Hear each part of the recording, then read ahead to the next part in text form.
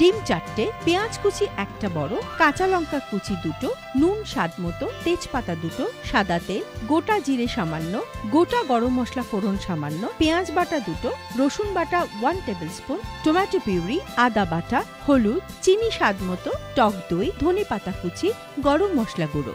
ডিমের ধোকা তৈরি করতে হলে একটা বোলে ডিম ফেটিয়ে তাতে পেঁয়াজ কুচি, কাঁচা লঙ্কা কুচি ও নুন দিয়ে একটা ব্যাটার তৈরি করতে হবে এবং ওই ব্যাটারটাকে মাইক্রোতে 2 মিনিট বেক করতে হবে। বেক করার পর চৌকো আকারে কেটে ধোকাগুলো ভেজে তুলে নিতে হবে। এরপর অন্য একটি কড়াইতে সাদা তেল গরম করে তাতে তেজপাতা, গোটা জিরে, গরম মশলা ফোড়ন দিয়ে তাতে পেঁয়াজ বাটা, রসুন বাটা, টমেটো পিউরি, আদা বাটা, নুন, হলুদ, চিনি, টক দই, পরিমাণ মতো জল দিয়ে একটু ফুটিয়ে ভাজা ধোকাগুলো দিয়ে দিতে হবে। কিছুক্ষণ পর ধনেপাতা কুচি দিয়ে পরিবেশনের জন্য তৈরি ডিমের ধোকা।